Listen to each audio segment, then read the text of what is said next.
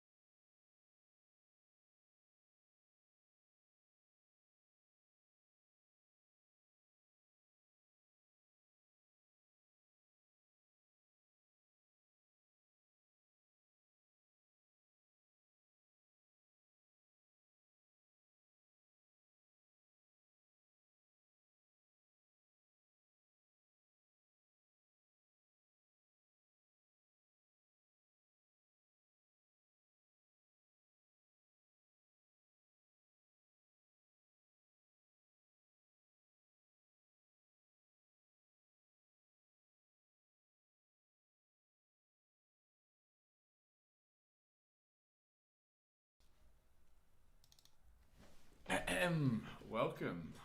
Hello. Alrighty. Well, this is new. Not a new room. Still in the same room, obviously.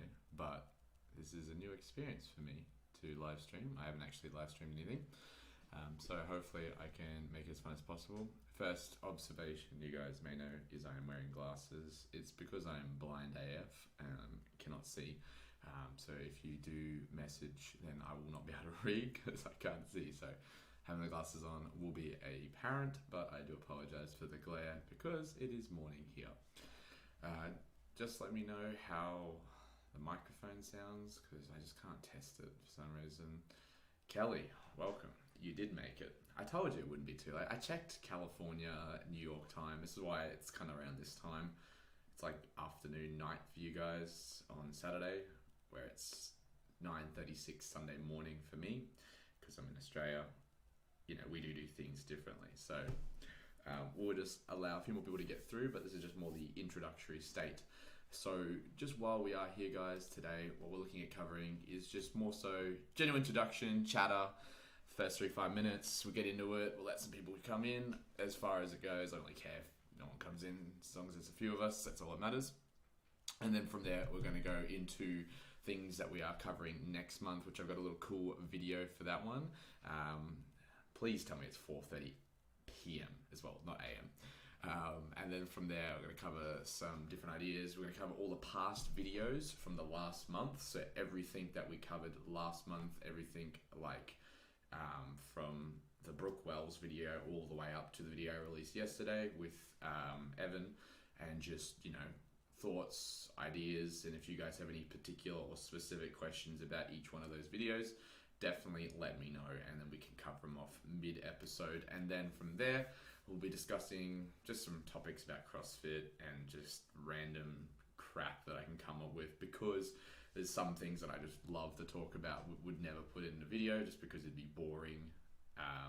In a video sense, it would be hard to make sexy, would be the word.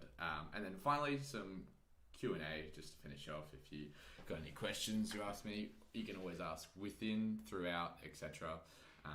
And just while we are in this initial stage, I can see the glare in my glasses, which is terrible. But I'm going to start off the live stream, guys, with a short video, which is going to essentially show you what is to come within the next month of Absolute Beast. So you get a little bit of an idea, and fire away some questions once that happens. But just before we go to there, how's the mic sounding? My day has been pretty good. The earbuds, let me show you what brand. Beats by Dre. There you go. Fun fact, my girlfriend got them for a Christmas present, and I stole them off her, so sucker. But I would much prefer to get wireless headphones. My ears are really weirdly shaped, so like one ear will always fall out. But these are what I use when I edit, specifically to keep me more accountable to the stream. I'm talking about the video that I'm editing, so like I'm not just getting distracted or anything like that. So I usually put in earphones, whether there's sound coming through or not. It's just like, it's work mode. It's time to edit some videos. It's time to attack. But without further ado, I hope you guys enjoy this first little part. I only go for about 15-16 seconds. Tell me what you think. And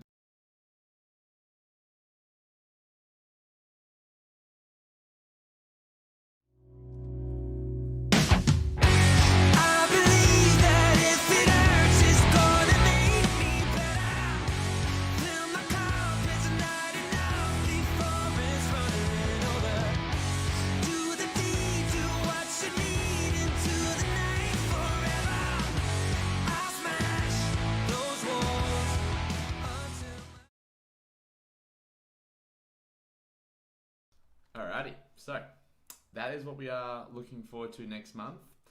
As far as some of the content that we're looking at touching over, I will re-show that video again if we missed it, because it was so quick. But essentially, the kind of episodes we're looking at going over next month for just content in general, I'm looking at doing, obviously, another Harry episode. If we saw the original one, it was just more of an introductory one, but this will be more following in depth with his training, talking specifically about what he's working on to get that world record deadlift. Australian record deadlift, sorry, not a world record, Australian record. And then it would cover some other topics, current things he's working on, injuries, etc. It also kind of ties into the deadlift workout that came in. So that was just the workout he performed in his training. But the before and after for that workout was that was part of his session that I was filming the whole session, but I only played that specific part. So so that's a little bit about that. Then there was also in that video montage Scott Panchak. That's the next Absolute Beast episode that will come out hopefully not this week, but next Friday/Saturday, depending on how good I am with my time management. So and then from there, the other videos that advertise, there's a part 2 to the workout, that DT workout that Evan did, and then there will be the majority of it will be focused on my weightlifting cycle, which ends in the next 2 weeks.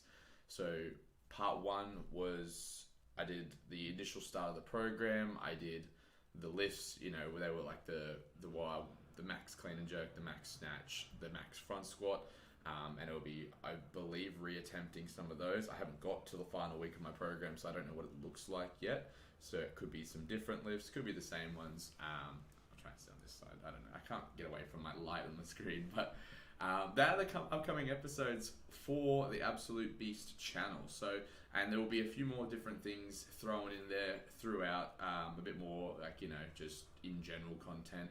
I do want to actually try, and lovely Kelly is here to actually suggest 10 different items of equipment to use in a CrossFit gym. I can actually take these off now because I can see better. That's going to be one of the videos I hopefully have planned coming up. Also, myself, Evan, and Harry do have a comp coming up within the next 2 months. As a team, us three, so it should be just hilarious and awesome, because when any of us three get together, it's always a good laugh. But that covers off most of what's coming up next month. I know it's only a short clip, but what we do have to look forward to, and what we're going to cover today, is just specifically all the videos that are leading up to the point that we are at today. So the first video, which I'm just going to play in the background as I chat, was the Brooke Wells video. If it is starting, there it is. So even though this was a combination between Katrin, Brooke Wells, and Amanda Barnhart, I just kind of combined the three together and just made it as like every 2 weeks I posted one of their episodes, because they're all part of the same program. Just made it super easy, and it made sense. Like, it just made sense. Now, out of these episodes, with no surprise, the Brooke Wells episode did the best, and it received quite well by you guys. I think you guys enjoyed it more than anyone else. So that was good. But then, surprisingly, the Amanda Barnhart video did much better than Katrin Davis' daughter. Just whether that's the YouTube algorithm working in my favor, or people like Amanda Barnhart more than Katrin. I was surprised because, Katrin, 2 times champion, one of the most popular people in CrossFit, and she's pretty well known in and outside the sport. For her to only get, that handful of just people, watching the video, not that it really matters to me because I just enjoy making content, but that was the first video we covered for the month of July, and it was a good way to start the month.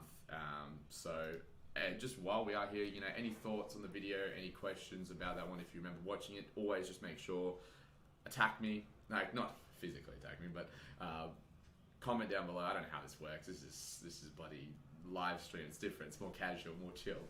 And we will always discuss it. But the next video we covered, which like I mentioned, was the start, and later on this month will be the end to the first part of this series, which is my strength episodes, which was covering off me starting an Olympic weightlifting program to get more strong for my CrossFit. Essentially, I found that not only through the 1 ton challenge, but through as well the 1 ton challenge, and just in general performing programs like ComTrain, that I just wasn't strong enough for the RX Plus option, or the competitors program option. There would be workouts with snatches that were well over my 1RM, and same with the cleans. Now, I'm not saying in any way that I'm weak, nor am I saying that I'm just like the absolute beast of strength when it comes to the sport of CrossFit, but I did identify that it was quite a big weakness for me, and it's something that I'm definitely going to be working on. It's why I've identified and attacked a weightlifting program on the side of my CrossFit and really focused on nailing down, because I do know I need to get stronger for competition. 6'4 Army, the reason I chose them was just because Evan's been a part of them for a while. I got to meet them both at the Australian CrossFit Championship sanctioned event in the Gold Coast. They let me stay at their place. They were very welcoming, and just as New Zealanders go, New Zealanders is what I would be calling nicer, more polite Australians. Apologies to any Aussies out there, but it's true. They're way more nicer than we are. So that was video number 2 of the month. So that was my strength program. It was episode 1. You guys loved that. I did get a lot of criticism for my Cossack stretch. Apparently my legs weren't wide enough. Like, I don't know what you want from me, but it's actually become a joke now between myself and Evan that I do the splits when I do a Cossack, because I'm like, Ev, is this wide enough? Am I in the widest position possible for my Cossack? So, but just, I was just like, okay, I'm not doing CrossFit wide enough, and it did open me up to a lot of people I would consider what is called a super coach, which is going to be fun. It's another thing that's going to come up, but I do appreciate the criticism in some ways, but I do also have a coach who does give me a lot of criticism. Like if I were to show you the messages he sends me, it's quite full on. I'm just like, damn, all right. I realize that I've failed in life. You don't need to pinpoint all of my personal weaknesses as well as my personality traits. But then, finally, I'm just going to ramble here, but Jess also does the program. She also does the program with me, and it's so funny because when she gets criticism, it's like one line, and it's like, good work, Jess, your technique is great. And then it's like, hey, Ty, this was really strong. However, you suck. I'm like, damn it. Come on, Jess. Question. Kipping pull-up or butterfly pull-up, which one is better? Okay, good question. It depends. Essentially, if you want to be competitive in CrossFit, a butterfly pull-up is a must. Like, if you're just going to get anywhere. There was that one time that Mikko Salo did kipping pull-ups and still qualified from regionals to the games, but that was back in 2013.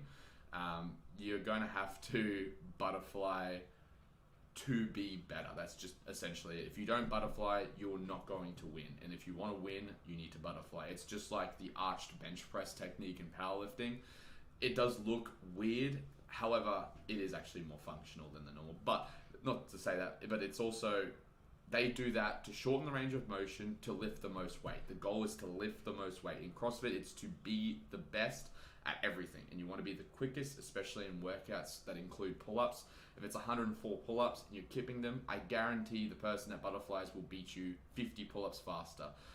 So you would need a butterfly if it is for a competitive purpose. However, if it's not for a competitive purpose and you just go to CrossFit because it's your way to, improve your health, increase mindset, it's just like your sport, but the thing like you'd like to do, but you're just like a regular person who shows up, I would never recommend anyone to do a butterfly pull-up for that instance. If it's not for a competitive purpose, there's no need to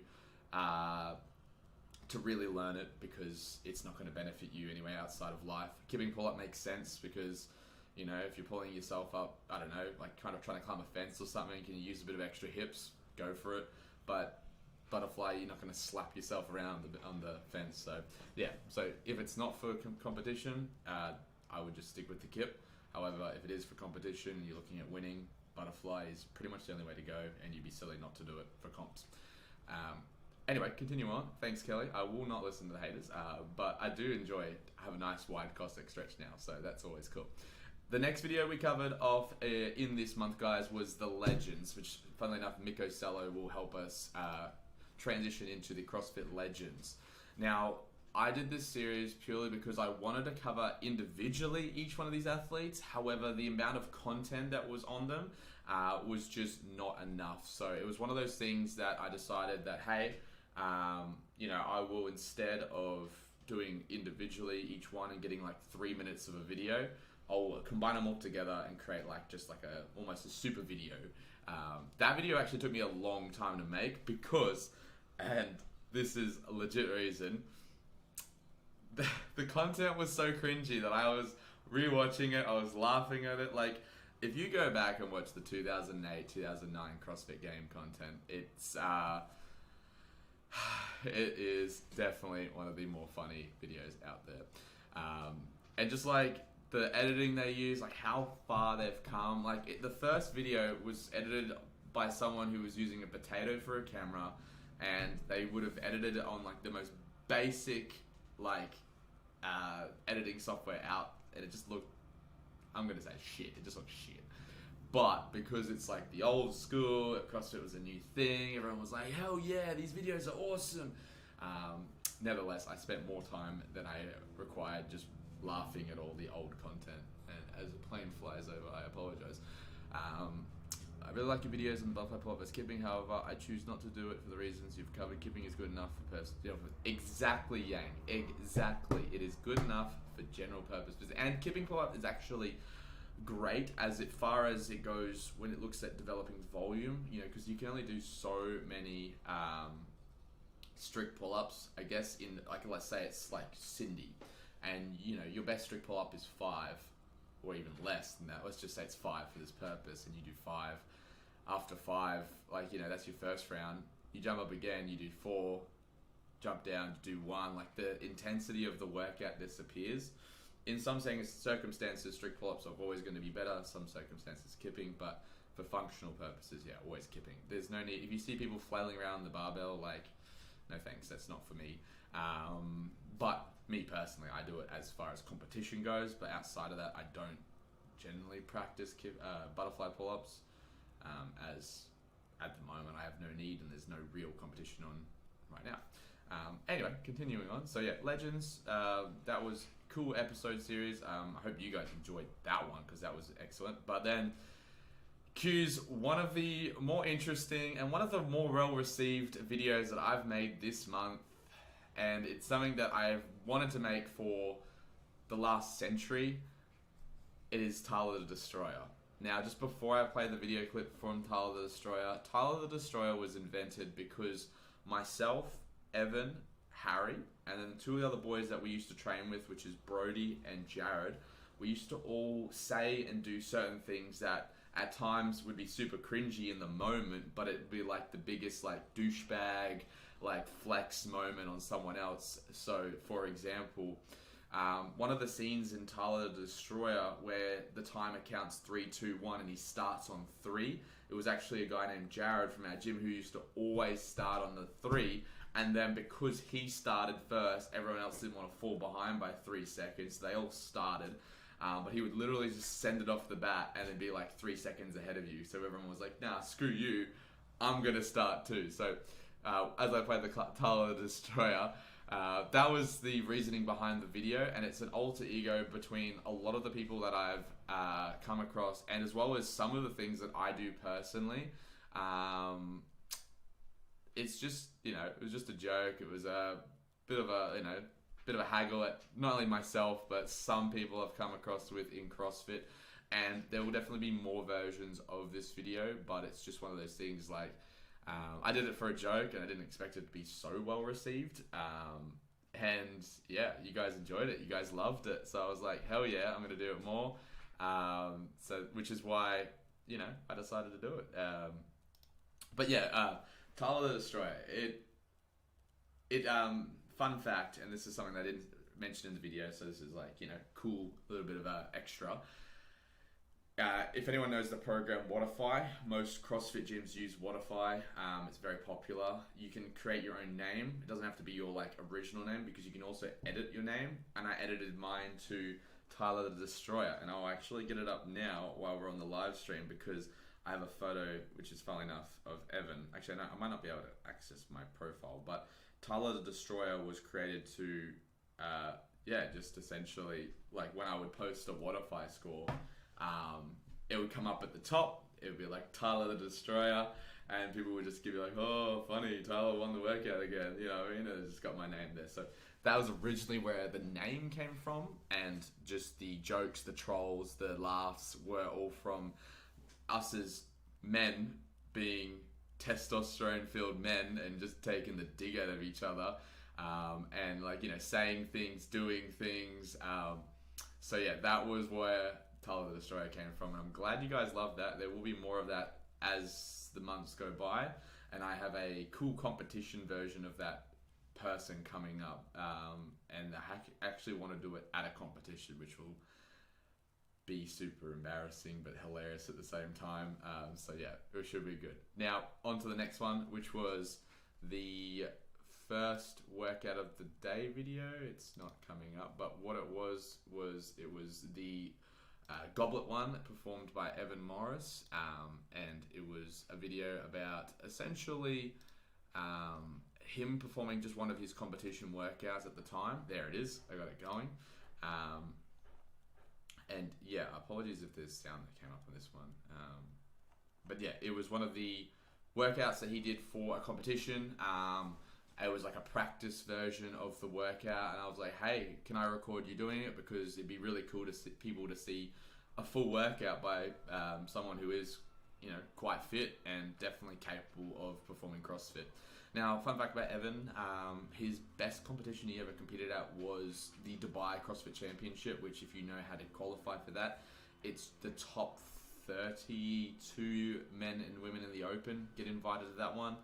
I think he overall came around about 40th or 50th last year. So obviously people were declining and gets passed down, but he qualified for that one and he got a third place finish in the weightlifting event, the max clean and jerk. So it just shows, like, you know, even though you know, he's not very high up there as like athletes go, he's not like your Rich Fronings or your Matt Frasers, like he's still really fit. And that's why I was like, hey, let's record a whole video of you doing a workout, no cuts, no chops, no changes, and then let's see what it turns out to be. And you guys enjoyed it. I loved it. They're my favorite videos to do because I like the little rep counting things. I like the little things. And you know, guys don't understand how freaking tedious that stuff is. Like, literally, he does one rep, I go one. Then he does another rep, cut, go two. Another rep, cut, go three. And that's literally it for the whole thing. Like, there's no automatic system on Premiere Pro where I could just be like 1, 2, 3, 4, and it just counts the number up.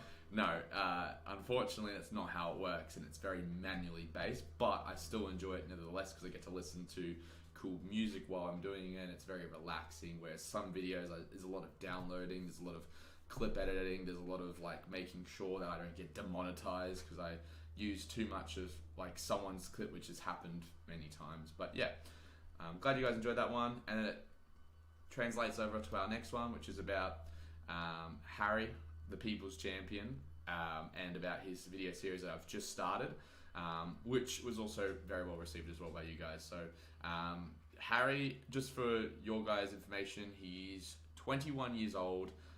He's been doing CrossFit since he was 16, and as mentioned in the video, he originally started to do it because of shoulder injuries, issues, etc. So that's where he started off and began his CrossFit journey.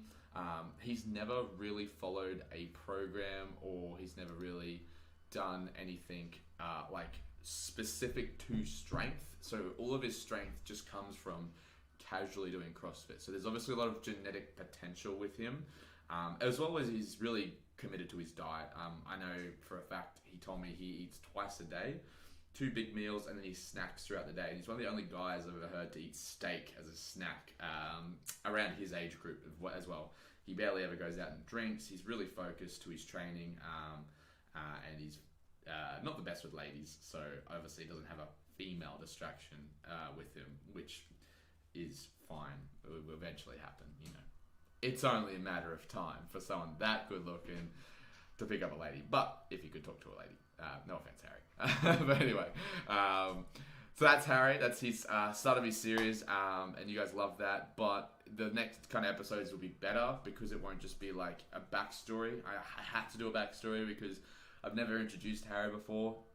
And if you remember, I did that Evans series for ages, and I want to redo that again, but there's just no CrossFit competitions, so it's like Josh Bridges' channel where it's like a series to nothing because he hasn't competed in like 6 years. I mean, that's just an over-exaggeration, like 2 years, but you know, I mean, he hasn't like properly competed at a high level, like of like a sanctioned event or anything like Dan Bailey did, because of all of his injuries. So his channel is just like progression towards nothing. So I really wanted to make sure that, you know, there was an actual upcoming competition, which funnily enough, there is a big Australian competition coming up, which is called the All Stars, and there's like a 4.5 grand prize, and it's all live streamed from the gym, which is actually one of the reasons why I'm doing this live stream right now, because I'm able to live stream from YouTube, and it just like, this is a good way to practice and test. I want to live stream his full competition, similar to how Rogue did theirs. Each athlete will be in their own gym.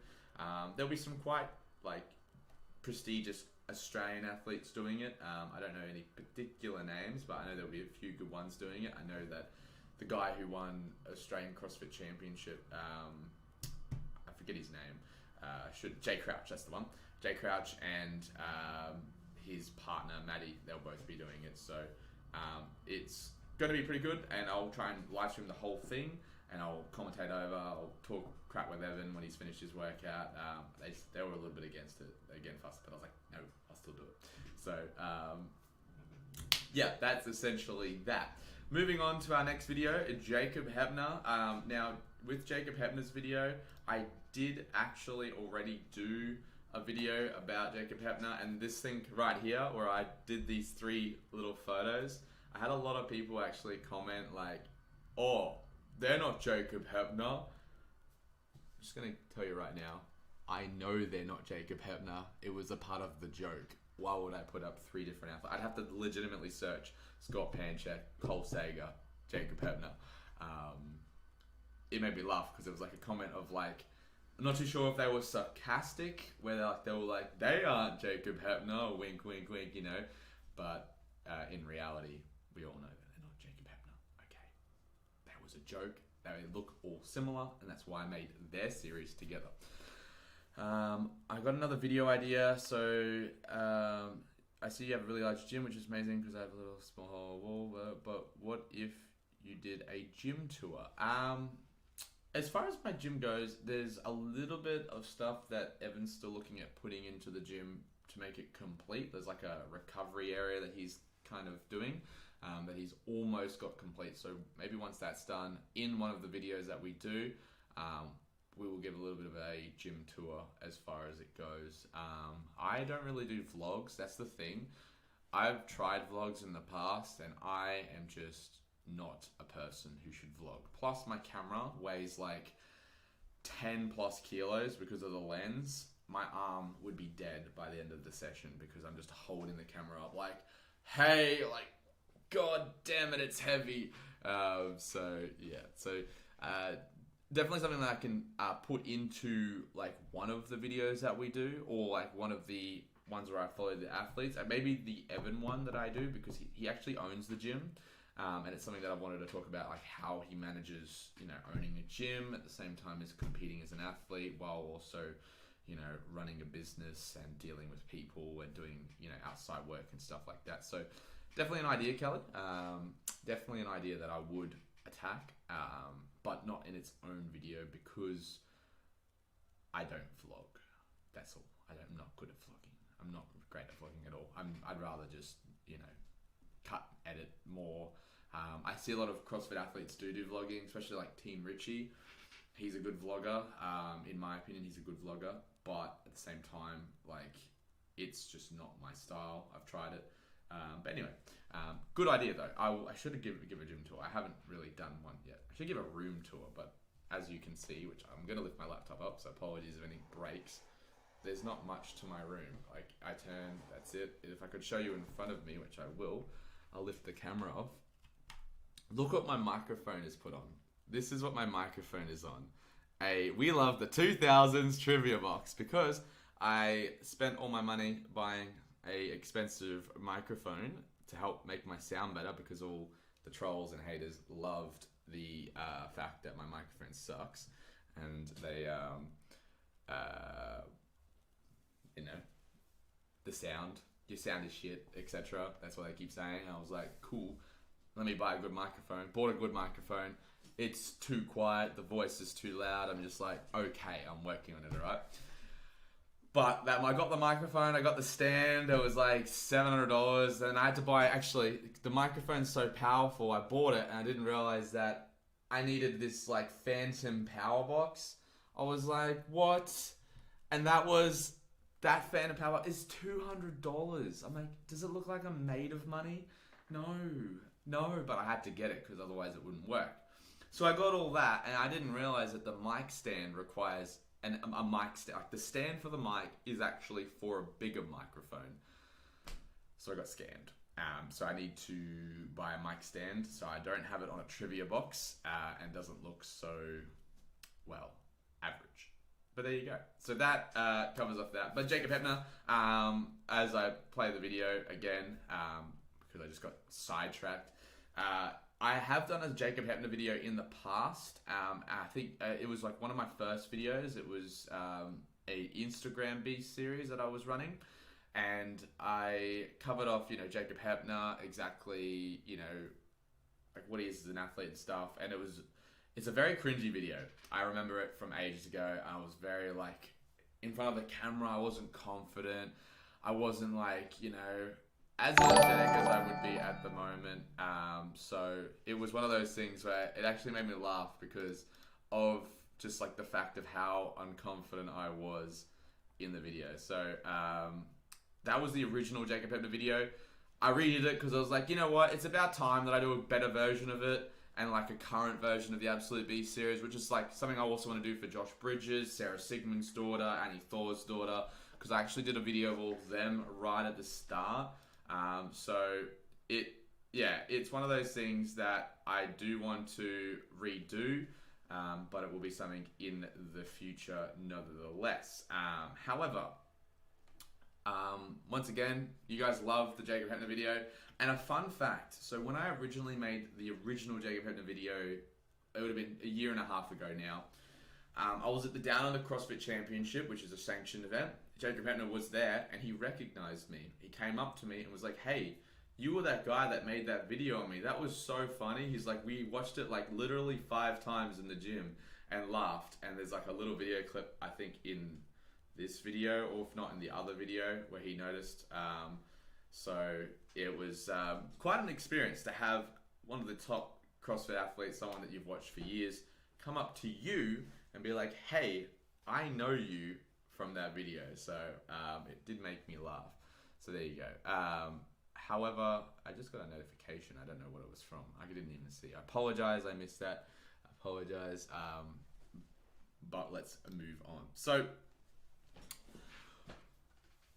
next video that we covered, Jacob Heppner was done, the CrossFit diet. And the CrossFit diet was a video that was a follow-up video for my previous one, which was the CrossFit program and should you do the CrossFit program.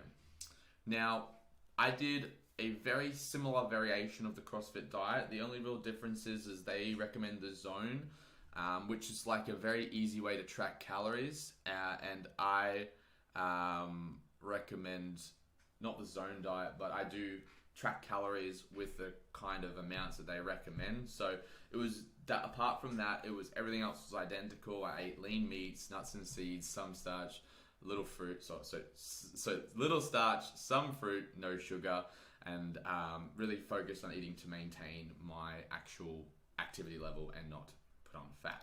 So I did that for a month. I saw some pretty good changes, a couple of centimeters around hips, waist, and belly, I think it was. But then I also put on size on my quads, and I believe it was my arms, which was super interesting. However, there's going to be a follow-on video of that in the next couple of months because I do need to drop weight for a weightlifting competition. So when I drop the weight, I'm going to pull this down a bit. When I drop the weight, I'll obviously redo the video. It will be a little bit more than a month time, but I've been on it for about 2 weeks, and I think I've dropped nearly a kilo. I'm not like pushing weight loss. I'm not trying to drop 10 kilos in 2 days. Yeah. And fun fact, I saw it at Anytime Fitness, which is like a big, a regular gym chain in Australia, posted up a comment on Facebook that actually said one of their clients lost 6 or 4 kilos in 6 days or something ridiculous. I was like, what? That's not even healthy. Hello, young Chai. You've seen me in public before. Yeah, I've actually had a few people call out my name in public. It's a bit shocking. It's like, Absolute Beast. And I'm like, yeah? Do I, like, hello? Like, oh shit, he knows my name. Like, my name's actually Tyler. But they've actually, a lot of them say Tyler. A lot of them know my real name over the actual channel, which is also quite interesting. Someone did subscribe today, so welcome. If whoever subscribed, thank you for subscribing. Hopefully you watch the videos too. Makes everything a little bit more interesting. Moving on, guys. Moving on. So from there came out the next workout, Blackout.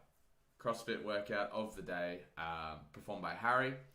Got a few comments on this one about Harry's lockout. Now, I'm just going to address this right now. I told Harry before the video, you need to lock out your hips more.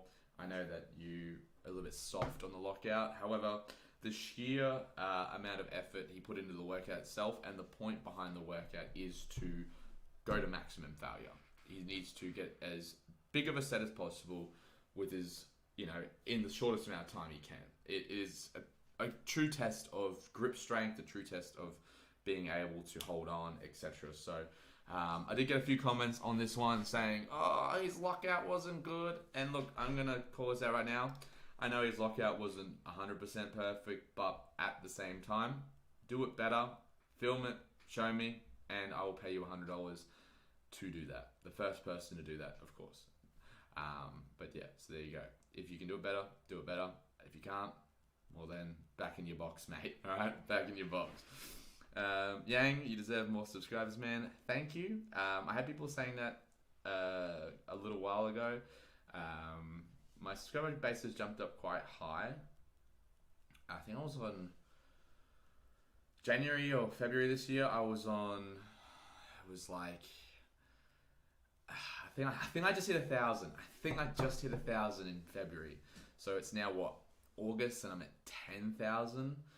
That's pretty surreal. Like, even for me to think about, like, right now, like, you know, I do this for fun. I do this because I enjoy making content. I enjoy CrossFit. I enjoy being in front of a camera and being creative. And that's something that for a long time I didn't think I was creative.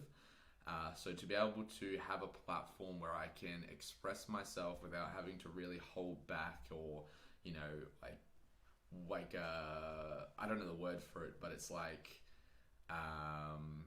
basically not be who I am, you know what I mean? Like, there's some YouTubers out there who really, are reserved or hold back their opinions because they don't want to offend people. But my motto in life is, you know, you can only take offense, you can't give it. So if I say something and you get offended by it, like, that's on you, you know what I mean? Like, I may not have meant it in any way, shape or form to offend anyone, but that's just my opinion. Now, I'm not saying that I go out and be like, screw you or stuff this, but there's some times that I have gotten a little bit aggressive on camera. Sometimes that I have blown my cool, and, you know, I look back and I'm like, ooh, maybe you were a bit too harsh that time, but in the moment, I didn't care, because all I cared about was what I thought was right. And in my eyes, if you are scared or reserved to hold an opinion, or you won't say something for what it is, then I believe you're fake. And I don't know if you guys know. I'm not going to mention the YouTuber's name, as far as I don't want to put them in any controversy or whatever. But essentially, there was a YouTuber who used content from a smaller YouTuber not so long ago, all in the CrossFit space. And they not only didn't give them any credit, but they also credited them for being a male when they were a female. So, like, there's also, like, taking the effort to fact check, to reply to comments. Like, people are like, no, I don't have time. Like, but I'm essentially I wouldn't say full-time, a 3/4 time YouTuber. I do this essentially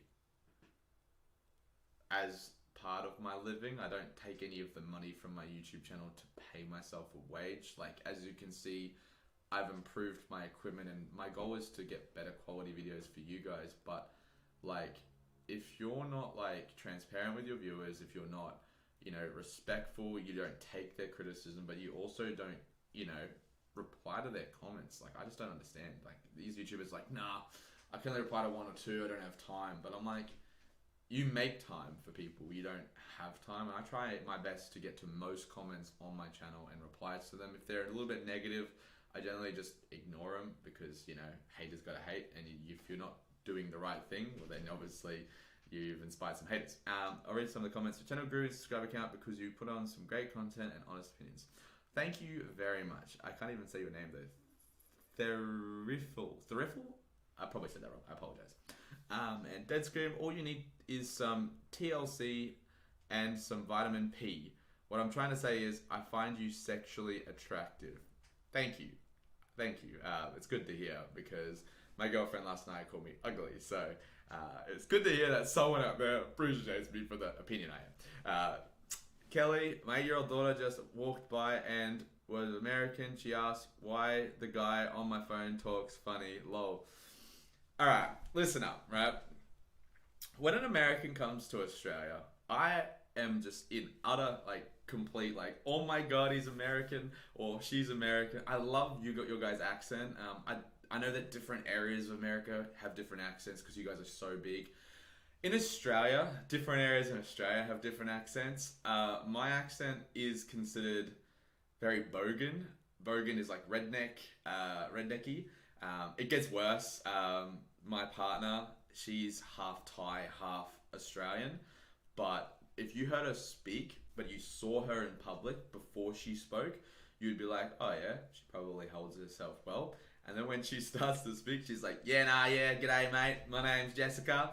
So it's always good fun. I rode the brown tiger for 20 years. It took me to a carnival of how I came, the businessman I end. I was briefly human, but I will give it another shot. I don't even know what you're talking about, dead screen. Alright, anyway, moving on. Cole Sager. Cole Sager was the second last video that came out. You get to see a bit of beautiful me, and as you notice in the background, there was a nice cool board behind me that I had Cole Sager on. What a absolute legend right there. Putting in the effort to put those little name things on. Those two words, Cole and Sager, took me like 25 minutes to put on. I don't understand people do it so quick, and they have like full like boards full of like subscribe to my channel and all this stuff.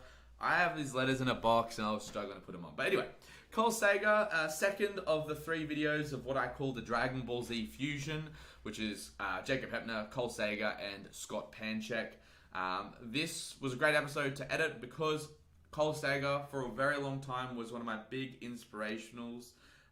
He was people I looked up to when I did comp train, and I still do a lot of comp train programming. So it was great to do an episode of Cole, and I really enjoyed it. I think he's just a phenomenal athlete. He has a lot of information out there on the internet. I was able to find fun facts. I was able to find a lot of things about him, and I also know a lot of things about him being on comp train because I watch all that I listen to all the podcasts, watch all the videos, etc. So Cole, great video to do. I got a lot of good feedback on that video, and I believe that he's definitely an absolute beast. Best place finish at the CrossFit Games was 5th, which is pretty phenomenal. And he's pretty much been to the CrossFit Games every single year since 2014. He qualified for the CrossFit Games after only a year of doing CrossFit. And as you see on the screen, that 31-point comeback, that was my most memorable moment from him. It literally gave me the shivers. Because then 2 years later, I got to see it from Zeke Grove in Australia, do the exact same thing. So that was definitely one of the better videos that I've done, and I really enjoyed covering off Cole Sager. Finally, the final video to cover off this month would be the one that I released yesterday. If you haven't seen it yet, of course, after this live stream, check it out on the channel. It is called Workout of the Day, Heavy DT. Performed by Evan once again. Heavy DT, I put up $100 last week for anyone who could beat Harry's workout. Now technically I've taken that off. I don't offer $100 anymore for that particular workout because it's the next week, and I upped the bounty for anyone who can beat it to $150 on Evan's one. Now, one of the comments I got on this video was, I don't think anyone's going to beat that, and I agree. At the CrossFit Games, they only had, I think it was, the best time at the CrossFit Games was 7:55. They did, however, use a short bar, which made it a little bit harder to hold on to the barbell. But you can use a normal bar to beat Evan. You can do whatever you want. But at the same time, this was a great workout to film. And when I go into some videos and I already know that this video is going to do well just because of like how the setup's gone, how, Evan's conducted himself, or I've, got angles and I've filmed it, the ideas I have in my head. Like, I just felt like this is going to be a great video, and it's already starting off to be an absolute banger. People are enjoying it. People love the music. People love the full workouts. They love seeing people do full workouts, because one thing I had a huge dig on a couple of years ago was that a lot of CrossFit athletes, they never post their full workouts. So secretive, you can't watch it. And then Jacob Heppner's channel came out and you got to see him do the exact workout for what it is. And none of this bullshitting around of like, oh yeah, I did all right. So I thought that was a great idea to attack in a video to see. And I will eventually feature in one of them. But you must understand, guys, it is super hard to film myself while I'm doing a workout.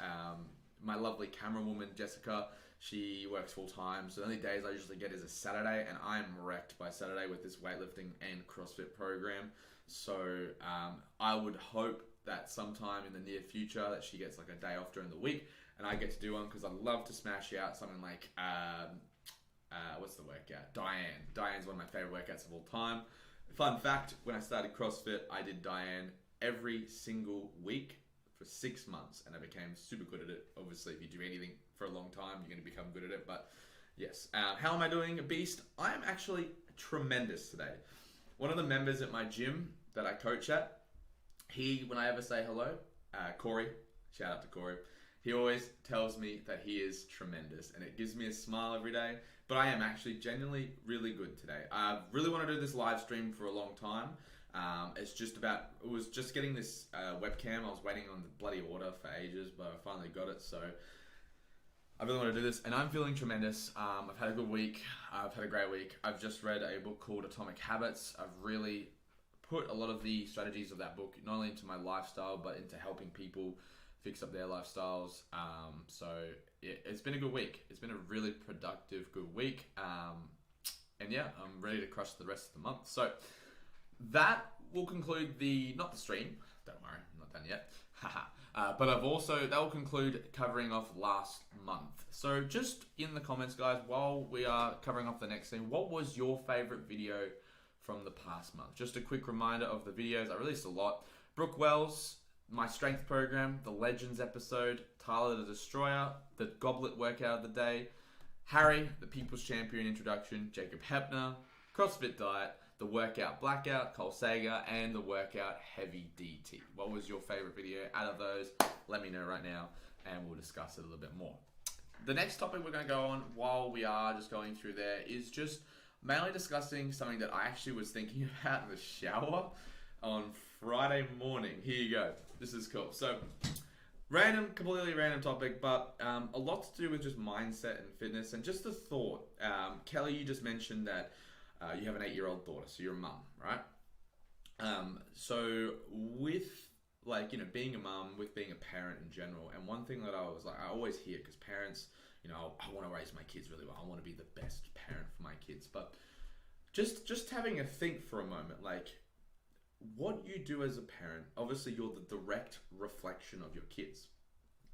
Correct me if I'm wrong, but what you do, your kids will more likely imitate. They'll do themselves. They'll be, somewhat similar to you. They obviously branch out into their own interests, likes, dislikes, depending on demographic, where you live, what there's available, what kind of their schooling helps them with, their friends, their family members, etc. But as being close, you are in a direct environment to influence the way that your kid lives, breathes, etc. So when thinking as a parent, every parent wants to do the best for their kids. They want to be the best parent ever for their kids. But at the same time, it's about trying to reduce the amount that your kids resent you when they get older. And it's guaranteed. They're going to there's going to be some part of your parenting that's not perfect, because you can't be a perfect parent. Even though you might invest all the time into them, you might be we will go to your sport games, we'll watch the sport, maybe you weren't strict enough on your kid, you were too lenient, they got in too much trouble, maybe you were too strict on your kid. My thought is just in general, it's just a random thought, shower thought. I was just kind of what is the most successful way as a parent to be the best parent possible, to give your child the best childhood they can possibly have, and to set them up for success, and what is the least thing that they can resent you for? Just a random thought, all right? In my opinion, this is my opinion, obviously being a good moderation of strict and lenient is going to help, letting them pick and choose their dreams and aspirations, but making sure that you reward your child on effort and not achievement will be key.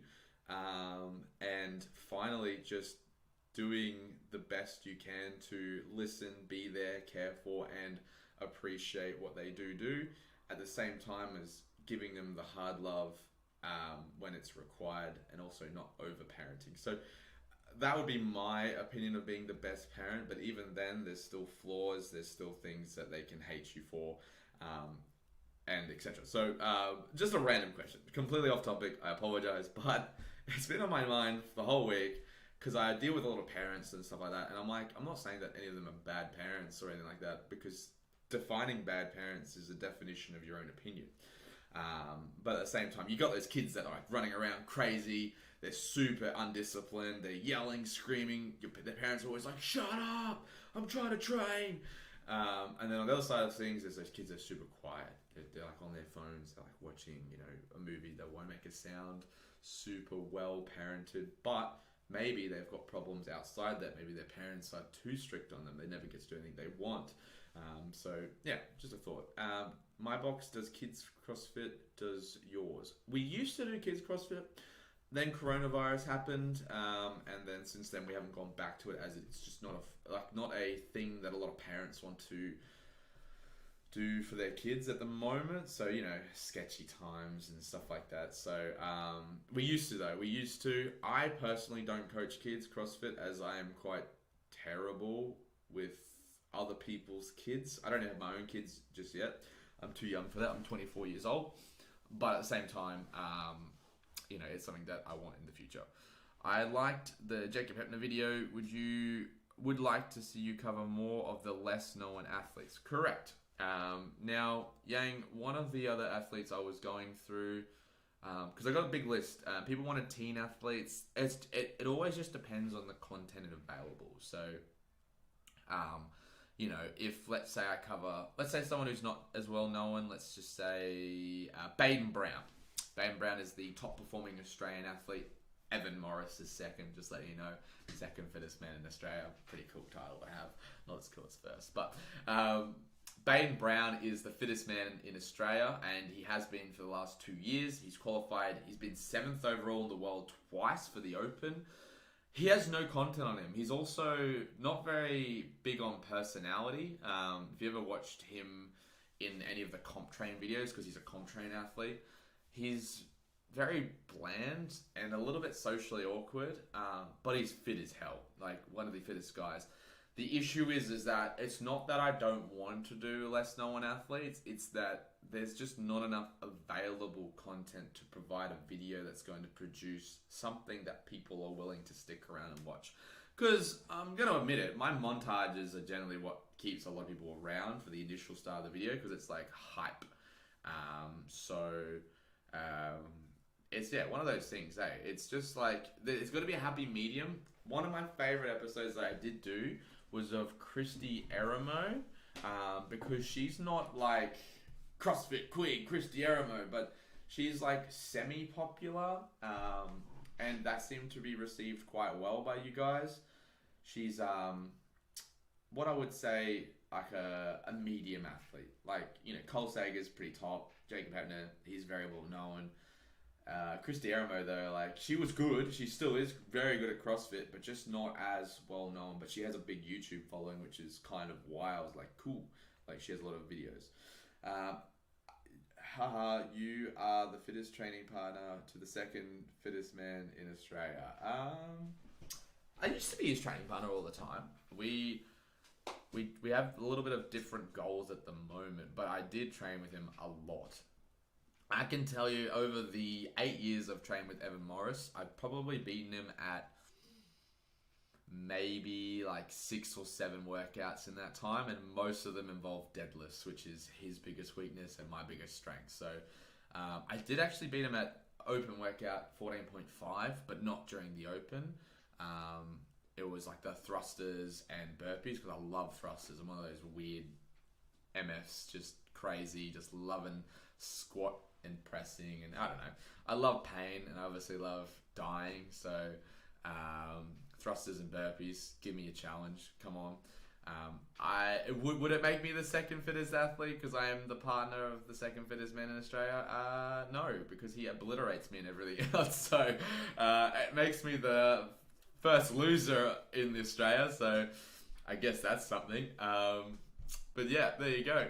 So that covers off that CrossFit topic and the state of CrossFit right now. Let's have just a general discussion about CrossFit and the direction it's going in. So as we've probably all known, if we're not too 100% on exactly, things about CrossFit, CrossFit was bought by Eric Roza, whatever his name was, after all the Greg Glassman controversy. So as far as I know, like, CrossFit's going to return very similarly to how it was 2018, when I believe, in my opinion, CrossFit Games was at its height. Now, the state of CrossFit, as far as, people being a bit worried, like, ooh, is CrossFit something I should do, or should I get into CrossFit because of all the controversy? Absolutely. That has nothing to do with CrossFit as a sport and what it is as a health alternative. I would, always suggest people to jump in, have some fun, because your specific box will be the definition of what CrossFit is. It won't be how people at the higher level of the politics are discussing things. So, if you pick a good box with supportive coaches who are genuinely interested in CrossFit and are willing to give you the time of day to coach, to run through, and also to do CrossFit at some level of themselves. They don't have to be the second fittest man in Australia, like Evan, to be a good coach. What they do have to be is understanding. They have to be able to be relative to your abilities, to your level of fitness, as well as they at least have to be a genuine person, not a vegetable when it comes to making a conversation. So I would definitely recommend anyone to do CrossFit, as far as just like as a fitness modality, as a health. You might branch out after doing a bit of CrossFit, or even during your time at CrossFit, you might just initially branch out to something like powerlifting, strongman, Olympic weightlifting, but still maintain that level of fitness. Right now, I currently perform 5 to 6 workouts a week on top of that Olympic weightlifting program that I'm doing. And for me, CrossFit is my passion, it's my hobby, it's everything to me. So if I were to completely stop CrossFit just to focus on Olympic weightlifting a little bit more to really get that strength in, I think I might end it all, because I'm not gonna lie, even when you do CrossFit, when you're doing CrossFit, you're like, hell yeah, lifting, cleans today, deadlifts, cool, like I get to do some strength. But when you're doing Olympic weightlifting, you're watching everyone have fun, everyone crush a workout, do box jumps, do burpees, do running, and it might seem boring individually, but when you're sitting down resting for 4 to 5 minutes at a time, waiting for your next set, and every set is like 85+%, so you're always dying, you would much rather be doing a few lighter workouts than struggling through Olympic weightlifting. So yeah, CrossFit, absolutely great. My gym, de-affiliated. Personally, I don't see the benefit of being an affiliate. What do you think? Good question. Affiliation, it's one of those things, like, it's the gym's choice whether they want to affiliate with CrossFit or not. But of course, for not only your trainers, but also for the brand CrossFit itself, it is a lot easier for people to find your gym if you have the brand CrossFit on your name. You essentially, the affiliation before Eric Roza was, if you weren't a 10-year affiliate, they didn't care about you. When you bought your affiliate, so let's say we bought our affiliate, Evan bought his affiliate in 2014. The affiliation fees are locked in to when you get it. So let's say, just for example, because I don't know how much he pays for affiliation. Let's say, for example, in 2014, Jim paid for $3,000 for affiliation, let's just say. But if you affiliated back, let's say 7 years ago, 2007, I know CrossFit Brisbane paid $500 for affiliation. You're locked into that price from then onwards. Now, once you hit 10 years, they do start to take more care of you and stuff like that. That was previous to Eric Roza. I believe I saw this thing that Eric Roza is going to do, which is going to help affiliates through like a benefits scheme. So the longer you're an affiliate, the more benefits you get. Maybe things like cuts in costs, maybe things like free gear. I don't know what exactly he has planned, but I know that he's not a silly man.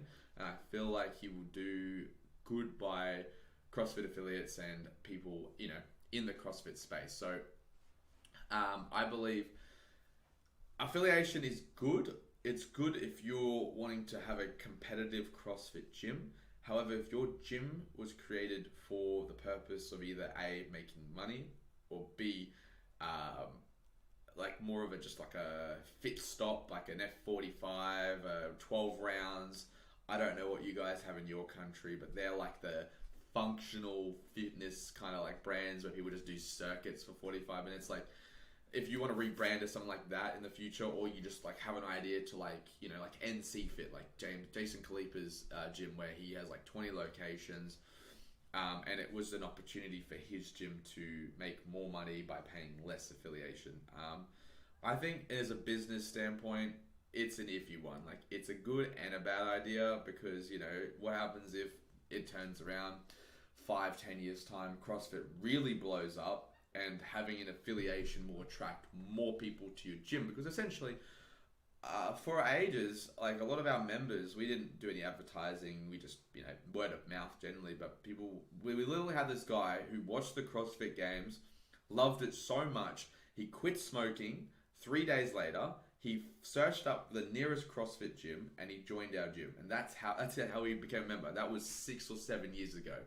Great guy. His name's Mick or Mike. We call him Disney because he has a big Disney tattoo on his back. He loves Disney. But that's how he signed up to our gym. He watched the 2014 CrossFit Games, saw Rich Froning, was like, damn, this guy's badass. Yeah, smoking can suck, one. And he just like threw his cigarettes away. And then because he had so much spare money, he literally bought CrossFit shoes he had like 60 pairs of shoes at one point. But he's like, to me, I'm still saving more money buying CrossFit shoes weekly than I was buying cigarettes, because he said he was spending like $400 a week on cigarettes because they're just so expensive. So in that terms, that's when the affiliation becomes beneficial. It's beneficial because you get to use not only the CrossFit name, but the CrossFit certification, which was the thing I covered off a little bit before. It's very easy to get a CrossFit certification. Whereas I know in Australia, for a fact, to PT someone without a CrossFit certification, you need a like 1.5 year PT course, which in its entirety, the personal training course is just like rubbish. Like it's 90% marketing. And if you're trying to actually train someone, it doesn't really teach you, you know, technique. It doesn't teach you, you know, specific things like nutrition timing, like sleep. Doesn't teach you recovery. It doesn't teach you anything to do with that. Whereas at least the 2-day CrossFit course actually teaches you some beneficial things. Yeah, their technique to teach someone in 2 days how to do, you know, some quite high, like, you know, moving lifts like a snatch or a clean can be a little bit like, you know, probably needs a few more, you know, days of qualifications. But at the same time, when you're coaching a big class, you can't over-cue people because you just want to keep everyone at a relative level. So, you know, at the same time, it, like I said, good or bad, being an affiliate versus being unaffiliated, at the end of the day, as long as you're getting fit, as long as your gym promotes health and it allows people to be better as far as, you know, those things go, that's awesome. Completely agree. My gym owner goes to the games, but he dearly affiliated. Keep the members happy, I suppose. By the way, I'm from Melbourne but live in the US. Yang, okay. Goes to the games, but he de-affiliated. Do you go to a chalk gym? Just asking. Do you go to a chalk? Is it Ryan? What's his name? God, I know him. Ryan, whatever his name is. God. He's on my Instagram all the time. He's got the biggest shredded abs. Is that if that's the guy you're talking about? And he owns Chalk Fitness or whatever. Chalk. I think it's Chalk. I'm probably saying it wrong, but there you go. Alrighty, guys. So that covers off all the topics that I had today, as far as just general stuff. So just quickly, before we go into the final Q&A questions, where you guys just get to ask whatever you want. We covered off what's coming up next month, which once again, I'll very quickly show you that video after I continue my cover off. We covered every video that I've done this month, as far as, you know, YouTube videos I've created.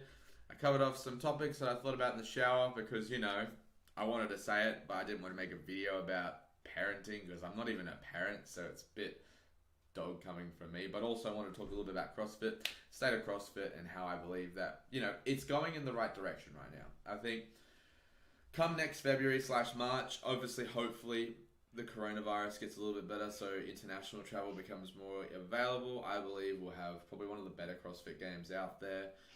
I think just the way that Eric has come out since everything, I believe he will be a much better leader than Greg Glassman was. Greg Glassman was a very smart man, and he was very good to create CrossFit, but he just was very loud. I gotta just say that. He was just very loud. He just had an opinion, and his opinion clashed with a lot of other people's opinions. So that is that.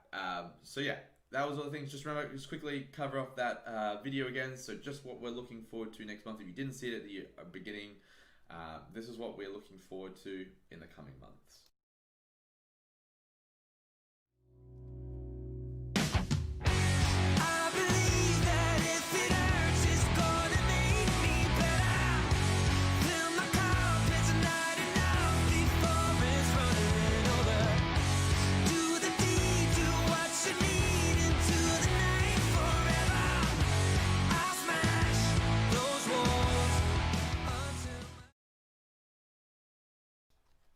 Alrighty. Any questions, guys? Ask away. You've got, I'll give you 10 minutes. 10 minutes. I put my glasses on just so I can see the questions, and I think my camera has a light. Yeah, it does. Look at that. Boom, boom, boom. But any particular questions about myself, anything you want to know about me, anything you want to know about the channel, anything you want to know about my fitness, my current weightlifting journey, etc. Now is the time. Of course, we will be doing live streams coming up in the future, like I mentioned. This is like the first testing live stream. I wasn't really good on the timing of when to do it because it wasn't last minute. I've been planning to do it all week, but I was just not sure whether I would have all those videos that I just posted up ready. I didn't know if I could do it through this program, which is Streamlabs. Because I looked at the YouTube one and I was like, ugh, it was a bit rough. So, so there will definitely be more live streams coming up. There'll be ones hopefully where I get to record Evan do a workout, or me do a workout, or Harry do a workout, or just someone in general. Maybe I'll be at a competition and I'll have the live stream going. It just depends on, I guess, the time and location. But I know that whenever Evan does that huge All-Stars competition coming up in, I would say,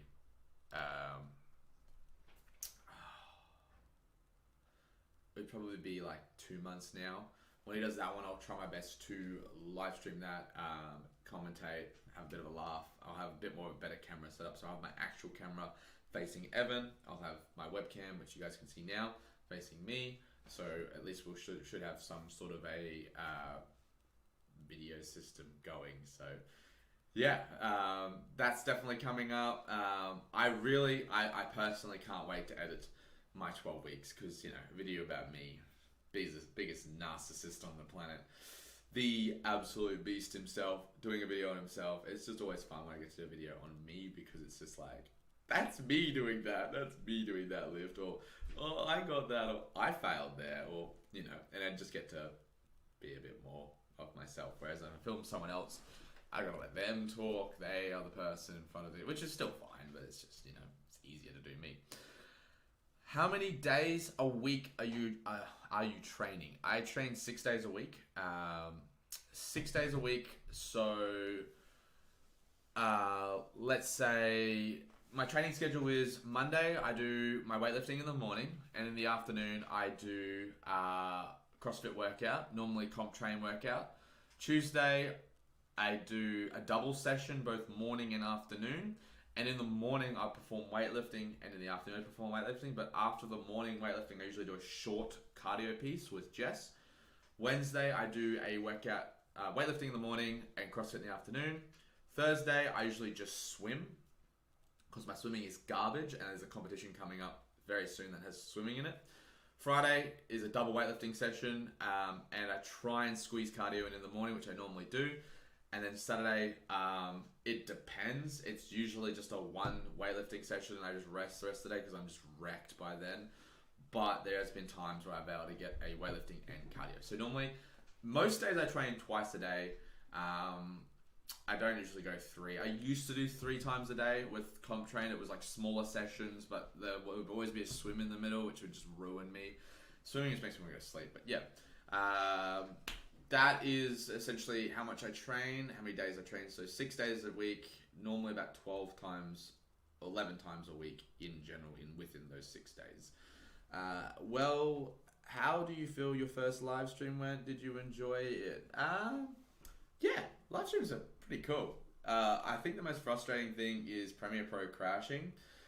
Nothing is worse than, spending half an hour working your ass off and then my program just crashes because it's like, you did good, but you didn't auto-save it enough, so we're going to make you go back 30 minutes. But I always say to myself, the second time is always better. I'm enjoying the live stream. I want to do more. With CrossFit, it's not like gaming where you can just be like, yeah, watch me play games. I do play games, but that's like my hobby. I don't want to, and Team Richie does gaming, and I'm like, mate, you're not a gamer. I was like, you're not a gamer, mate. Come on. Like, you don't know. You haven't shit your pants playing the game. You're not a gamer. But yeah, I've enjoyed it. I did enjoy it. If my things I could do better, because you can always improve. Things I could do better would probably just be have a more regular time. Like have like a time, like a week in advance. This is the time I'm going to do it. But like I said, I didn't know if I was able to get enough work done, like enough of the video work done, which I'm just going to bang, like that thing. I wasn't able to get that working in time, but I did. So there you go. I want to do more live streams in the future, just casual ones, just like, hey guys, it's me.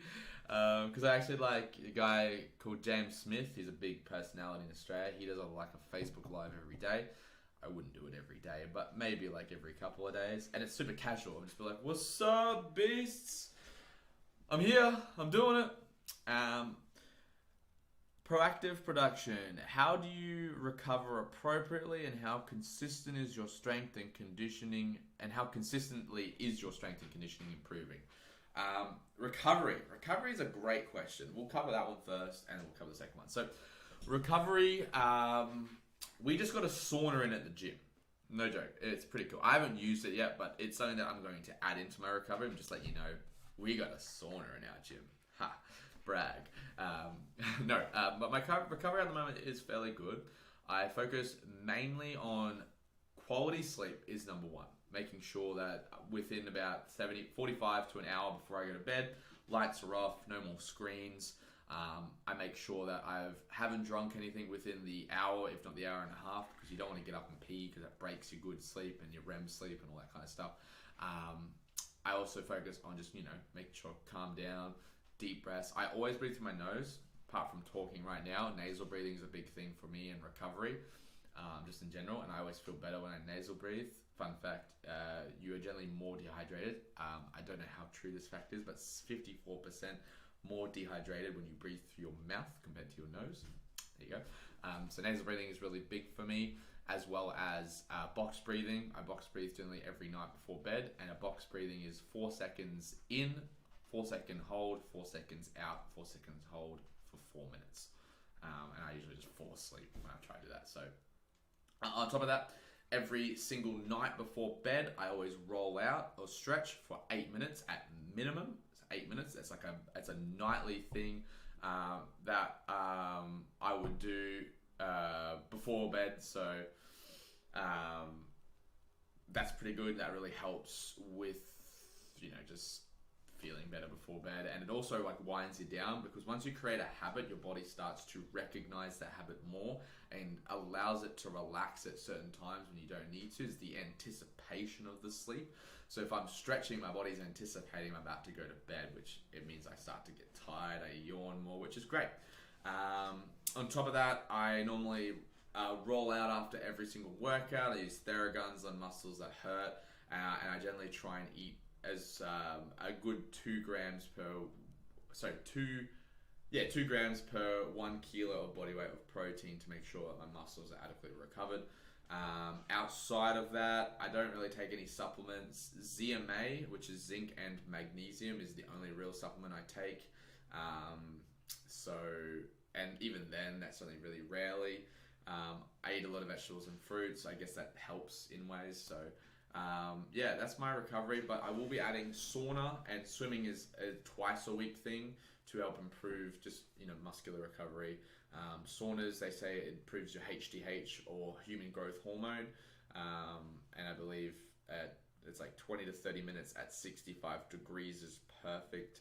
And then jumping into a cold shower, so it's like a hot cold therapy kind of thing. So that's something I do want to add in as weeks come, because we just got the sauna 2 weeks ago, but I just haven't, no, 1 week ago I think, but I just haven't used it yet, just because you have to get sweaty, and normally I coach post class. So yeah, so that's that.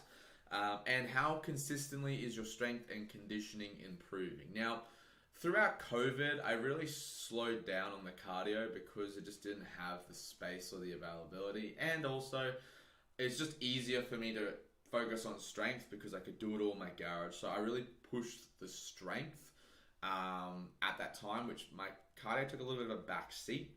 Now, since obviously for us in Australia, it was about like maybe 12 weeks ago, or in Queensland, sorry, not in Australia, apologies, because Melbourne, they just didn't do the right thing. And their COVID's worse than ever. But in Queensland, we've pretty much got no cases.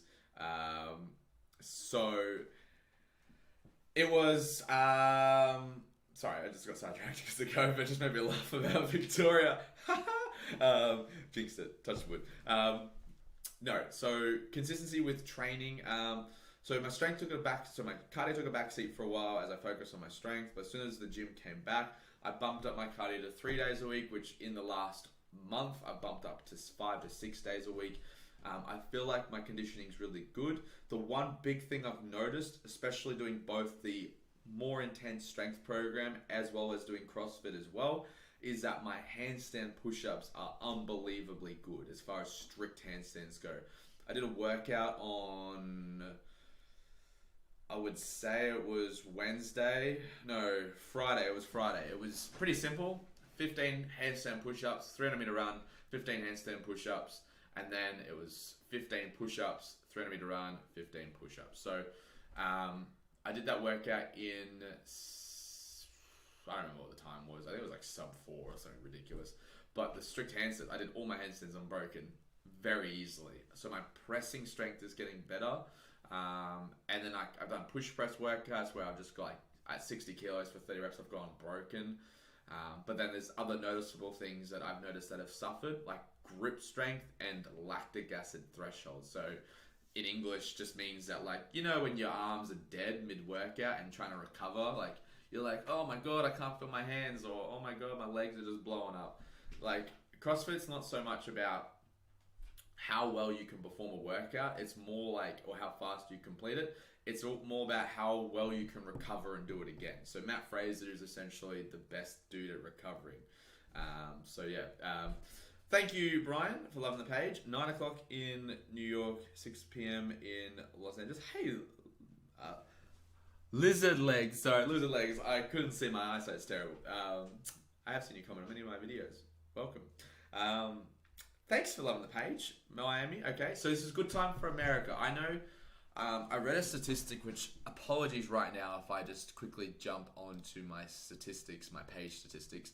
I read a statistic not so long ago that the majority of my channel comes from America, which is why I wanted to tee it up the best time for you guys, because I just don't want you guys to miss out. If you guys make up, like, I think it's like 30% of my viewership, which, I mean, like, subscriber base. But I'll quickly see if I can find that statistic right now. I'm on audience. It's location. Here we go. I was actually 100% correct. I'm going to show you. All right, you guys get to come with me. All right, going over to top countries. Can we see that? Look at your top countries. 30% United States of America. Hell yeah! Woo! There you go. Welcome, Brian. Thanks for subscribing, mate. I'm glad you can join the Absolute Beast team. But yeah, so there you go. So 30% Americans, dead on. See, I guessed it. I promised that page wasn't up, and I actually physically had to get it up to make sure that my statistic was right. But fun fact, I come from Australia and only 5% of my viewership is Australian.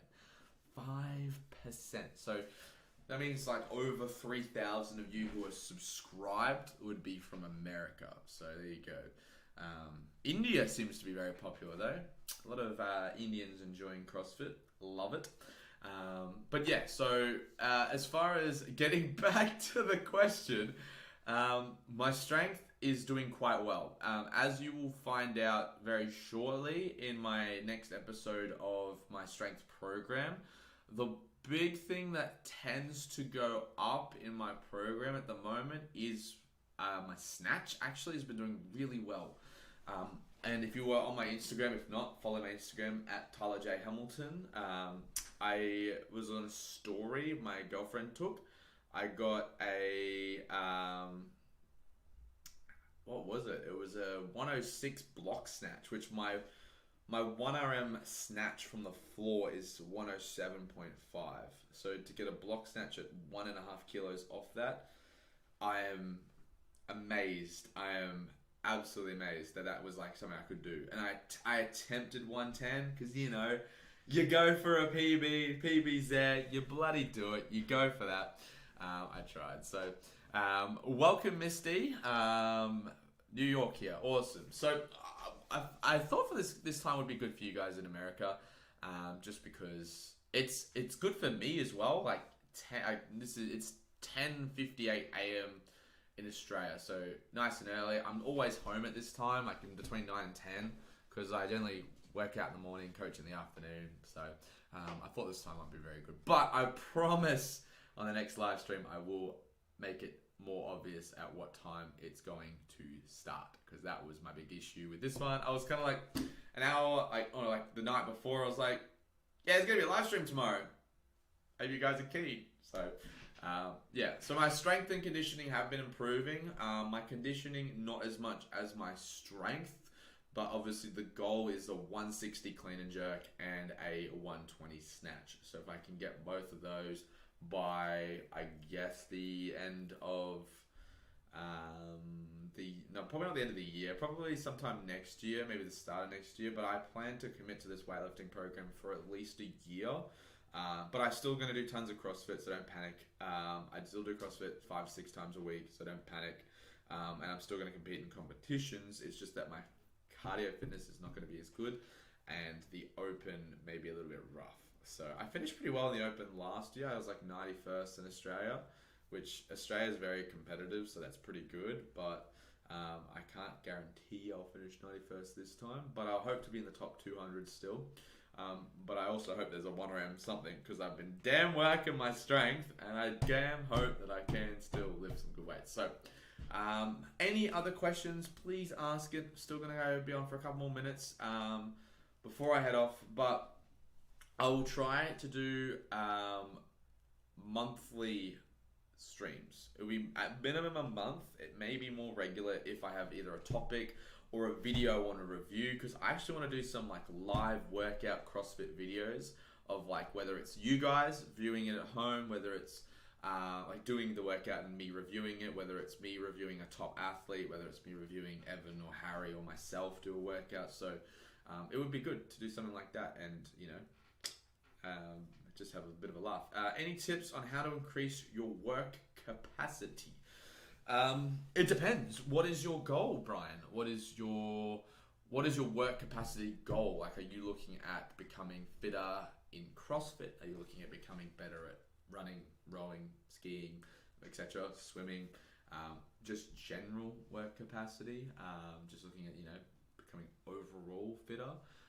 Or is there something in mind that you want to? Because you need a why behind it. If you want to do something that you want to become better at, you need a substantial why, a reason that you will become better at, you know, something, especially like work capacity. So what is your why? If you let me know that, I might be able to answer that one more, because it's a bit of a vague question. But I understand work capacity in general. Volume is generally the big thing for most people, but if I know the specifics, we'll be able to answer it. Fitter in CrossFit, okay.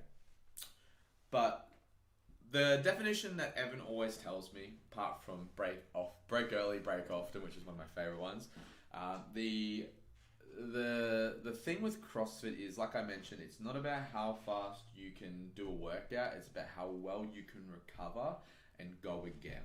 The three principles to CrossFit is strong grip, strong core, and strong back.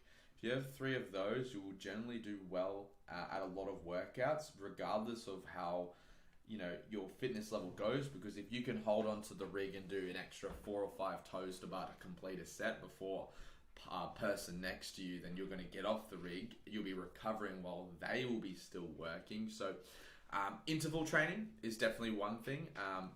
Comp train is very, very good at making people very, very fit. A lot of the stuff that they do is interval based. So it'll be like, let's say for example, Brian, you were doing a workout. Let's say it was assault bike. Actually, no, let's just say it was one that I did the other week. It was push press and dumbbell box step overs into push jerks and box jump overs, and it was directly into workout. So it was 15, 12, 9, push press and box step overs into 15, 12, 9, push jerks and box jump overs. So that was a classic workout for work capacity and recovery in general, because you had around about 90 reps in total of both pushing movements and leg lever movements, so like where you're stepping over something or you're jumping over something or whatever. So 90 reps in total, and the goal was just to complete as fast as possible. For me, I felt like in that workout, like I blew up in my grip and stuff like that. But one of those kind of style workouts would be great, where you start with a particular goal and you carry that goal from part A to part B with no rest, which will obviously increase your lung capacity and your lactic acid threshold. So like a short workout like that. They do short, middle, and long workouts. So that'd be the short version. Their moderate workout might be something like 15-minute AMRAP, like 15 wall balls, 30 double unders. It sounds as terrible as it probably would turn out to be, but that's their mid-range workouts. And then CompTrain always classically have a long workout, a 20-plus minute one, which is normally on a Saturday. I always loved the Saturday long workouts where it would just be like a chipper, like 50 thrusters, 50 sumo depth of high pulls, a 800-meter wrecking bag run, and then you come back and it'll be like 10 rope climbs for like 6 rounds or something ridiculous. So you need to have a variance of short, moderate, and long workouts in your training. You need to also have a variance of things such as different like specific stimuluses like shoulder endurance, grip strength, leg endurance, etc. So it's just about having a variance of all of them. But my suggestion to you, Brian, is following just the CompTrain open program, because that is good enough. And if you feel like you need a little bit more, you can always just take pieces from their competitors program, like the conditioning pieces, which would be like the EMOMs and stuff. But I find EMOMs are really good for just overall fitness. Kelly, I am good at short workouts with maybe 15 or 17 minute time caps. Just gonna quickly correct you that they are not short workouts. They are long, 15 to 17 minutes. That's a long workout. That's a longer workout. Sorry. But I'm just saying that me short workouts sub 5. You know what I mean? Sub 5. But anyway, but longer workouts, I just die after that time and have no endurance. Any tips on how to work that? Do more longer workouts. A good example is Cindy. Do more Cindy, Mary. Not Mary. Actually, Mary's too rough. Cindy, Kelly, and what's the other one? Linda. They're like the good endurance long-based workouts from like the CrossFit Girl benchmarks. But just in general, doing more longer cardio pieces, or my favorite, which I don't know if I can, no, I can't write in the chat, sorry. The longer versions of those workouts would be something like 30-minute EMOM, minute 1, like 50 seconds on the assault bike, minute 2, 50 seconds on the assault runner, minute 3, 50 seconds on the ski, and just like cycling between those. Like that's just going to help your endurance out. If you want to build longer distance cardio, you just need to do more longer based workouts or more longer based endurance workouts, or even like I mentioned, the interval style ones, the ones that are like every 4 minutes for 5 rounds. If you want to get better at your capacity, you need to do more longer workouts. The 15 to 70 minute mark, I just believe that your fatigue ends up hitting you. But at the same time, Kelly, a lot of CrossFit workouts are under 18 minutes. So if you want to be a little bit more competitive, just inside your gym, whether it's, for the workout of the day, like a lot of CrossFit workouts are under 18 minutes. So I don't believe that if your goal is not to be like an endurance athlete or someone who's better at the longer distance workouts like Murph, like Chad and all that kind of stuff, like don't stress about it too much, because just most of those workouts are under 18 minutes, and it will only be like those rare ones that go longer. But if you're looking at being more of a well-rounded athlete, just really focus on a little bit longer cardio pieces. That will help. After a lifting cycle, I always get injured every time. That's something I really need to fix. Is it something that you do in terms of recovering / self-care when you are on a lifting cycle? That is a great question, Yang. So on the current lifting cycle I'm just going to let you guys know that I already carry an abductor / hip injury. So I carry a hip injury, oh my God, stop banging the desk. I carry a hip injury, I've been carrying one for like the last year. For a time, I stopped squatting for 6 months to help improve the abductor that I had. And it was just because of it was my technique of squat. I was too hip dominant, and it just eventually wear and tear. I think I did too many sets of one day and it just hurt. But I still have a little bit of that injuries now. It's still like a bit of a minor inconvenience, not so much a major one. But at the same time, I manage it through, rehabilitation / accessory pieces, or successors as we call them. So with a lifting program, generally some of them give you accessories, but most of the accessories aren't specific to you. And that's what you need to focus on, Yang. If you're looking at getting better and getting injured less, you need to make sure that you identify the areas that are generally the areas that will get injured for you, or the areas that you know are a high risk area for your body. Then you need to create accessories that will help make sure that those areas are as strong as possible. Because with a lot of lifts, like if you lift with perfect technique every time, you'll never get injured, obviously, because that's how lifts work.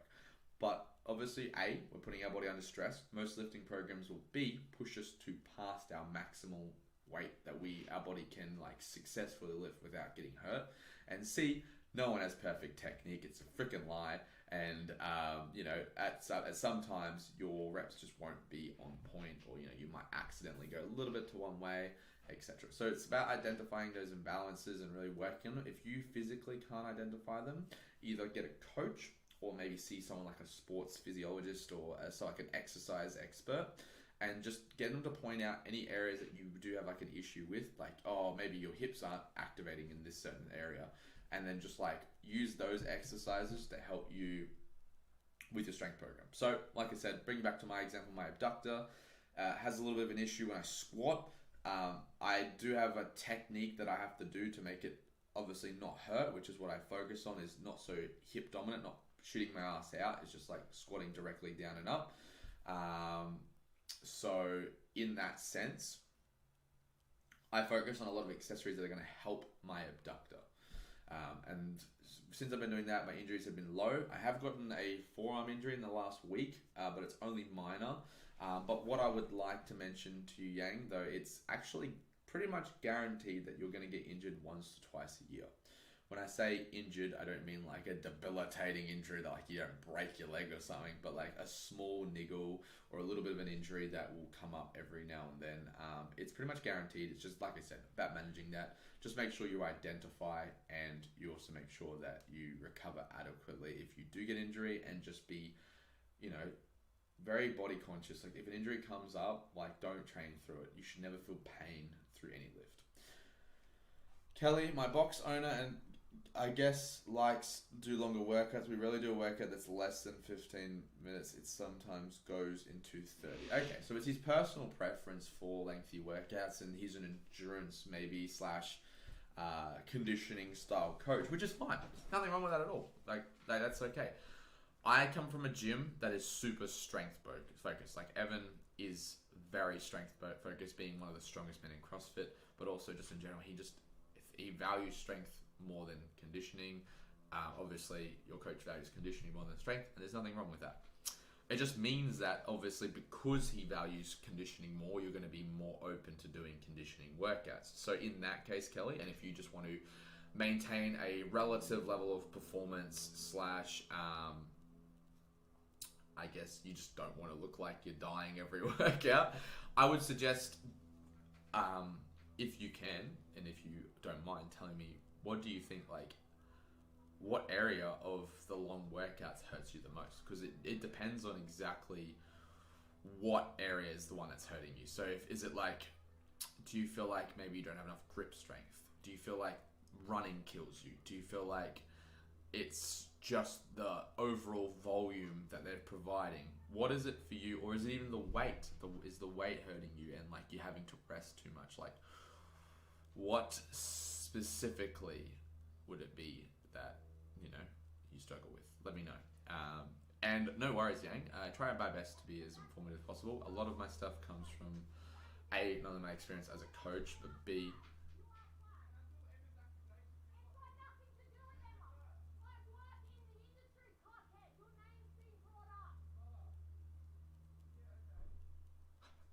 someone's having a domestic outside. Let's see.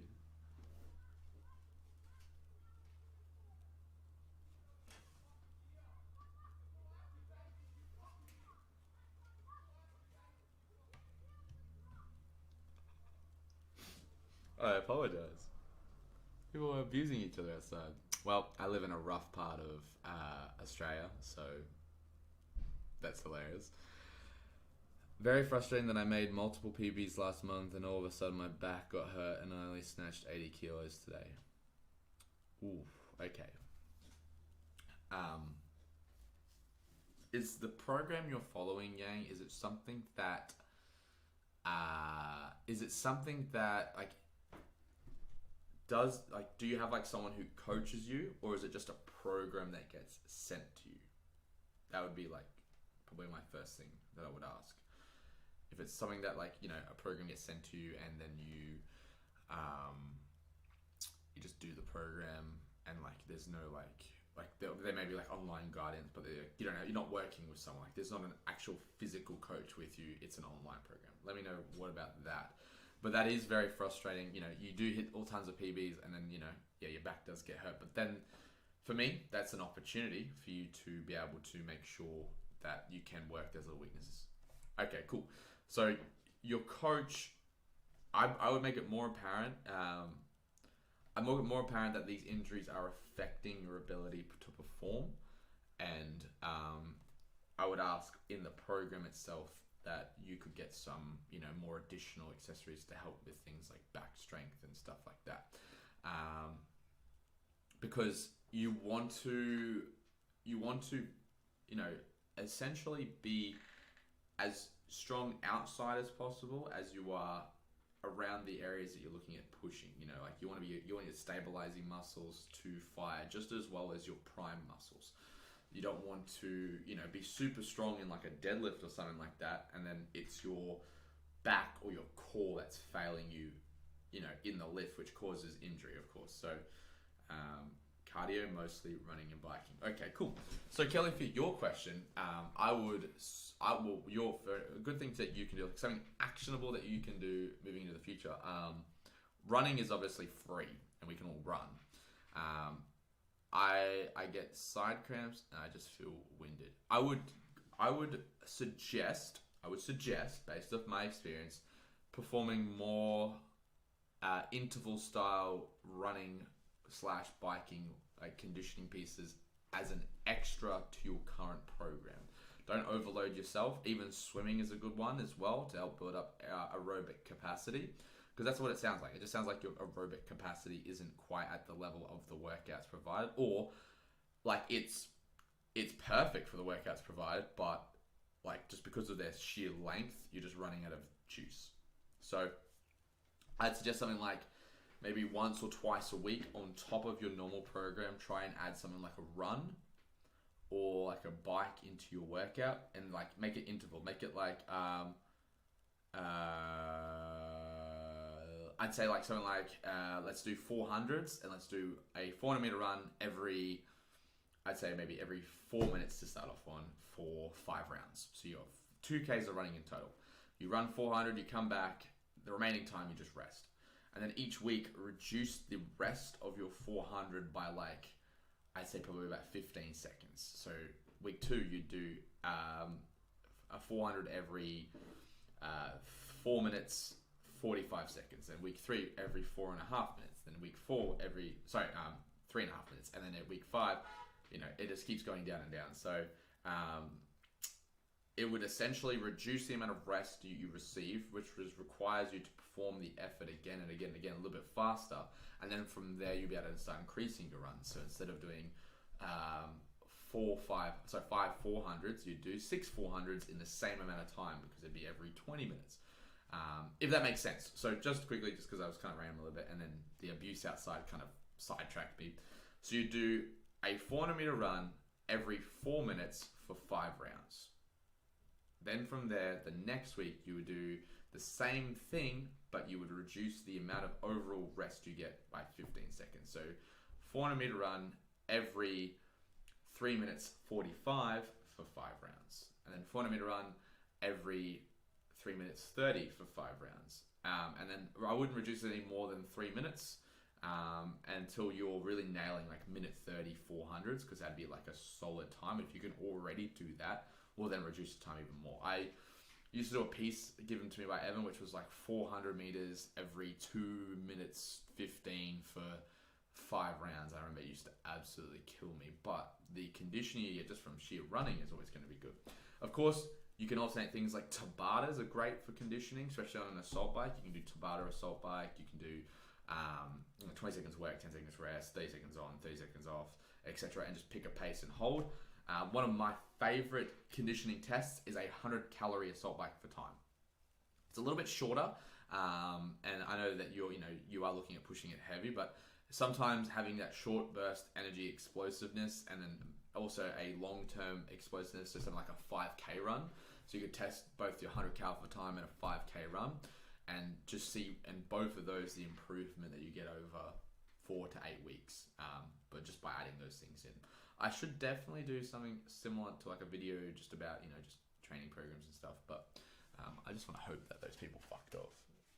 Apologies for the language, because that was intense. He said something about, he knows something I don't, I work in the field, your name came up. I don't know. What do you want me to do about it? They weren't yelling at me, so that's all I care about. But that will conclude the live stream today, guys. I hope you enjoyed. I hope you liked this experience. Obviously, if you missed out it and you're rewatching this, awesome. The next video this week will probably be out later on in the week, maybe like a Wednesday or a Thursday, but we'll have hopefully 2 videos this week as long as everything goes to plan. It should be I actually don't know what the videos are this week. I've got to check my calendar. Next bedtime. I'll try my best. I'll make these a little bit more regular, and I'll definitely do some different things. I do want to do, like I said, another live stream about like an athlete performing a workout and me just reviewing it for the first time, and us all just discussing it, going through it. Should be good